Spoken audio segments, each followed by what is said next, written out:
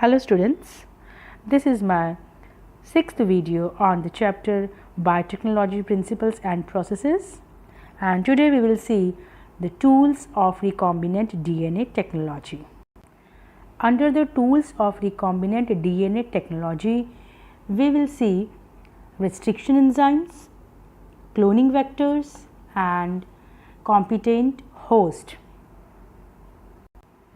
So these are the three main tools of biotechnology which we will see today.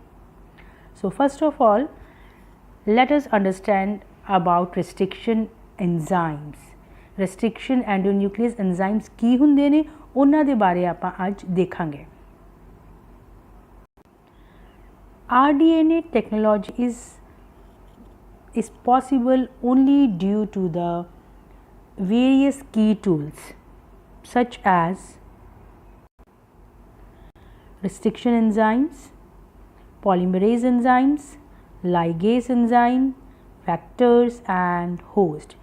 इन्हां tools ਦਾ ਕਰਕੇ ਹੀ RDNA technology ਜਿਹੜੀ ਆ ਉਹਨੂੰ perform ਕਰਨਾ ਪੋਸੀਬਲ ਹੈ. ਜੈਨੇਟਿਕ ਇੰਜੀਨੀਅਰਿੰਗ ਦੇ ਵਿੱਚ ਆ ਜਿਹੜੇ ਟੂਲਸ ਨੇ ਇਹ ਬਹੁਤ ਹੀ ਇੰਪੋਰਟੈਂਟ ਰੋਲ ਪਲੇ ਕਰਦੀਆਂ ਨੇ. ਇਹਨਾਂ ਤੋਂ ਬਿਨਾ RDNA technology, that is genetic engineering, possible ही नहीं है. So सब तो पहला let us see about restriction enzymes.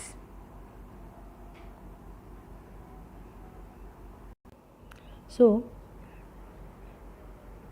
enzymes which is used to make cut in DNA in recombinant DNA technology. ਆਪਾਂ ਕਿਹਦੇ ਬਾਰੇ ਪੜ੍ਹਨ ਲੱਗੇ ਹਾਂ? restriction enzymes ਦੇ ਬਾਰੇ. So ਇਹਨਾਂ ਦਾ main role ਕੀ ਹੈ ਕਿ ਇਹ DNA ਦੇ ਵਿੱਚ cuts, that means कट कर देने DNA at specific place. ठीक है. सो इस करके इन्हां एंजाइम्स का कटिंग के लिए जो भी रोल है वो RDNA टेक्नोलॉजी तो बहुत इंपॉर्टेंट है. सो सब तो पहला की होया सी इन द ईयर 1963 ਦੇ ਵਿੱਚ दो एंजाइम ਜਿਹੜੇ ਆ ਈਕੋਲਾਈ ਦੇ ਵਿੱਚੋਂ ਆਈਸੋਲੇਟ ਕੀਤੇ ਗਏ ਸੀਗੇ. क्यों आइसोलेट किए गए सी? क्योंकि उन्होंने बैक्टीरियोफेजिस ਜਿਹੜੇ ਸੀਗੇ, ਜਦੋਂ बैक्टीरियोफेजिस ਕੀ ਹੁੰਦੇ ਨੇ एक्चुअली ਜਿਹੜੇ ਵਾਇਰਸਿਸ ਬੈਕਟੀਰੀਆ ਨੂੰ ਅਫੈਕਟ ਕਰਦੇ ਨੇ ਉਹਨਾਂ ਨੂੰ ਆਪਾਂ ਬੈਕਟੀਰੀਓਫੇਜਿਸ ਕਹਿ ਦਿੰਦੇ ਹਾਂ. ਸੋ ਬੈਕਟੀਰੀਓਫੇਜਿਸ ਜਿਹੜੇ ਈਕੋਲਾਈ ਕਿਉਂਕਿ ਬੈਕਟੀਰੀਆ ਹੈ, ਠੀਕ ਹੈ. ਸੋ ਬੈਕਟੀਰੀਓਫੇਜਿਸ ਈਕੋਲਾਈ ਨੂੰ ਅਫੈਕਟ ਨਹੀਂ ਕਰ ਪਾਏ. ਕਿਉਂ ਨਹੀਂ ਕਰ ਪਾਏ?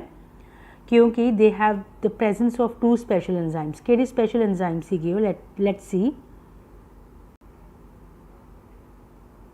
ਉਹਨਾਂ 'ਚੋਂ ਜਿਹੜਾ ਇੱਕ ਐਂਜ਼ਾਈਮ ਸੀਗਾ ਉਹਦੀ ਸਪੈਸ਼ਲਿਟੀ ਕੀ ਸੀ ਕਿ ਉਹ ਮਿਥਾਈਲ ਗਰੁੱਪ ਐਡ ਕਰਦਾ ਸੀ DNA ਨੂੰ. ਠੀਕ ਹੈ. Methyl group that means CH3 group ਜਿਹੜਾ ਹੈ DNA ਨੂੰ ਐਡ ਕਰਦਾ ਸੀਗਾ, ਇੱਕ ਐਂਜ਼ਾਈਮ ਸੀਗਾ. ਅਤੇ ਦੂਜੇ ਐਂਜ਼ਾਈਮ ਦੀ ਸਪੈਸ਼ਲਿਟੀ ਕੀ ਸੀਗੀ ਕਿ ਉਹ ਕੀ ਕਰਦਾ ਸੀ? ਉਹ ਕੱਟ ਕਰਦਾ ਸੀ DNA ਨੂੰ. ਠੀਕ ਹੈ. ਕਟਿੰਗ ਦਾ ਕੰਮ ਕਰਦਾ ਸੀ. ਇਸ ਕਰਕੇ ਉਹਨੂੰ ਇੱਕ ਨੇਮ ਦਿੱਤਾ ਗਿਆ ਜਿਹੜਾ ਕਟਿੰਗ ਦਾ ਨਾਮ ਕੰਮ ਕਰਦਾ ਸੀ. ਨੇਮ ਕੀ ਦਿੱਤਾ ਗਿਆ? restriction endonuclease. ਠੀਕ ਹੈ. So काम की सी है actually what is the function of restriction endonuclease?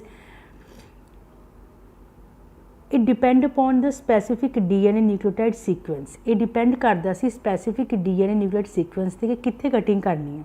ठीक है. So सब तो पहला जिहड़ा endonuclease enzyme सीगा केड़ा सीगा? HIND2. So HIND2 सब तो पहला isolate किया गया. सो स्टडीज़ ने प्रूव किया कि जो HIND2 रिस्ट्रिक्शन एंजाइम है, एंडोन्यूक्लियस एंजाइम है, सब तो पहला जो आइसोलेट किया गया सी. ये कितना कटिंग करता है? DNA की किहड़ी प्लेस से कटिंग करता है? Particular point by recognising a specific sequence of 6 base pairs की sequence DNA sequence nucleotide sequence में रिकगनाइज करके वो 6 बेस पेयर से कटिंग करता है. वी विल सी फर्दर कितना कटिंग करता है. इस तो अलावा टोटल 900 रिस्ट्रिक्शन एंजाइम्स जिहड़े ने वो 230 स्ट्रेन्स ऑफ बैक्टीरियाज तो आइसोलेट किए गए ने हुण तक. दैन रिस्ट्रिक्शन एंजाइम्स जिहड़े ने ये न्यूक्लीएज क्लास नूं बिलोंग करदे ने. एंजाइम्स दियां आपां कह सकते हैं कि वन ऑफ द क्लास आ न्यूक्लीएज एंजाइम्स दी. ठीक है. तुसीं +1 क्लास च देख के आए सी एंजाइम दियां classes. One of the class was nuclease. So restriction enzyme किहड़ी क्लास नूं बिलोंग करते हैं? न्यूक्लीएज क्लास नूं. इहदियां भी अगे दो टाइप्स ने. एक रिस्ट्रिक्शन एक्सोन्यूक्लीयस आ जाता है, एक रिस्ट्रिक्शन एंडोन्यूक्लीयस आ जाता है. हुण एक्सो मतलब हुंदा आउटसाइड, जिहड़ा न्यूक्लियोटाइड्स नूं एंड्स तो रिमूव करता है, बाहर तो रिमूव करता है, DNA के एंड्स तो रिमूव करता है, कट करता है, ਉਹਨੂੰ ਆਪਾਂ ਕੀ ਕਵਾਂਗੇ ਐਗਜ਼ੋਨਿਊਕਲੀਅਸ, ਰਿਸਟ੍ਰਿਕਸ਼ਨ ਐਗਜ਼ੋਨਿਊਕਲੀਅਸ। ਤੇ ਜਿਹੜਾ ਐਂਡੋ ਮਤਲਬ ਇਨਸਾइड, एंडो मतलब इनसाइड। सो जेड़ा restriction enzyme DNA they in between cut at specific position with in the DNA they in between cutting करता है, सेंटर चो या ऑलमोस्ट सेंटर चो कटिंग करता है इन बिटवीन, उन्होंने आप की कहेंगे एंडोन्यूक्लियस, इनसाइड जो कटिंग करता है। दैन जो आप नेमिंग जे आप देखते हैं, while naming the restriction enzymes first letter जोड़ा वो ऑलवेज जीनोम रिप्रजेंट करता है एंड सैकेंड लैटर जोड़ा ऑलवेज स्पीशीज़ नू रिप्रजेंट करता है from which the enzyme was isolated. So आप जो नेम देखिए दा E-COR1 एग्जाम्पल की है E-COR1। E-COR1 जोड़ा कितों आइसोलेट किया, E-COR1 it's a restriction enzyme. Isolate कितों किया गया सीगा, it was isolated from restriction Escherichia coli. ठीक है, इशरीशिया की है जीनस। सो ई मतलब इशरीशिया, ई मतलब की हो गया इशरीशिया जीनस का name. Coli CO that mean species दे दो लैटर्स आउणगे, CO मतलब स्पीशीज़ कोलाई। दैन R की रिप्रजेंट करूँ एंड Y की रिप्रजेंट करूँगा। R will represent the name of the strain के किहड़े बैक्टीरियल स्ट्रेन तो वो आइसोलेट किया गया है, एंड I की रिप्रजेंट करूँगा order in which the enzyme were isolated from that strain of the bacteria. ठीक है, सो यदि नेमिंग भी कई बार एग्जाम में पूछी गई है किद्दां आपां रिस्ट्रिक्शन एंजाइम्स की नेमिंग करते हैं।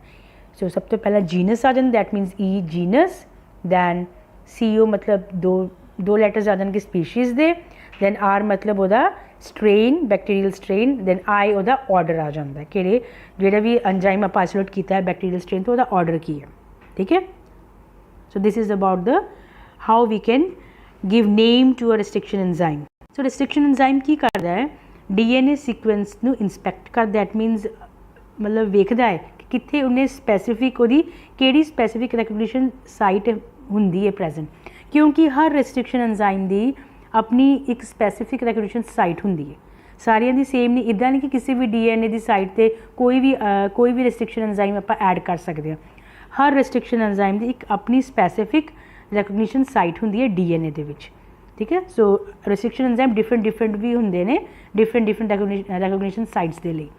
सो सब तो पहला जो आप रिस्ट्रिक्शन एंजाइम ऐड करते हैं वो की करूँगा DNA सीक्वेंस नू वेखूगा, तो जदों उन्होंने अपनी एक स्पैसीफिक रिकग्निशन साइट मिलूगी फिर उन्होंने वो बाइंड करूँगा एंड उत्थे जाके वो कट करूँगा दोनों स्ट्रैंड्स, क्योंकि डबल स्टैंडर्ड DNA है लाइक दिस। सो कटिंग करूँगा डबल स्टैंडर्ड DNA की दोनों strands with that mean sugar phosphate की बैकबोन बनी होंगी है DNA की। सो डबल हैलिक्स बैकबोन की कटिंग करूँगा, दोनों स्ट्रैंड्स की कटिंग करूँगा। इस तो अलावा एक होर special point and very important point की है पैलिंड्रोमिक सीक्वेंस का, कि ਜਿਹੜੇ आर ही होंगे ने रिस्ट्रिक्शन एंजाइम्स होंगे ने वो ऑलवेज की रिकगनाइज करते हैं specific palindromic nucleotide sequence in DNA नू रिकगनाइज करते हैं।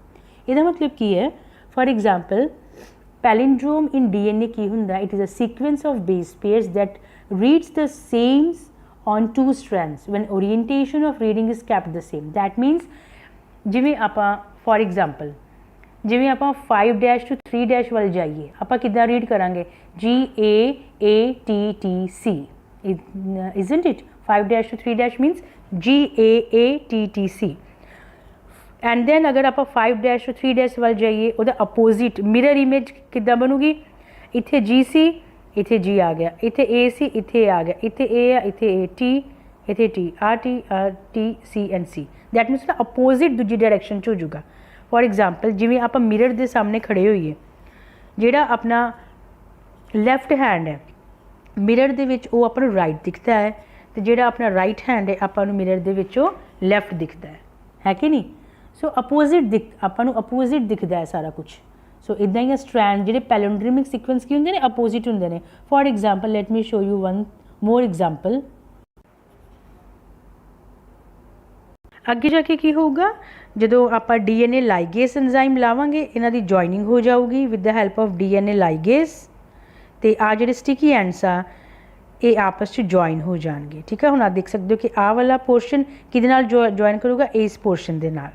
सो इन्हां दी जॉइनिंग हो जाएगी with the help of DNA ligase. ठीक है, so here are various restriction enzyme, तुसीं देख सकते हो। तो एंजाइम दिता है, सोर्स ऑफ ऑर्गेनिज्म दिता है, रिस्ट्रिक्शन रिकॉग्निशन साइट दी है, डबल स्टैंडर्ड DNA एंड किदां उहदी क्लीवेज, किदां उहदी कटिंग किदां हुंदी उहदा स्ट्रक्चर दिता है। You can go through this.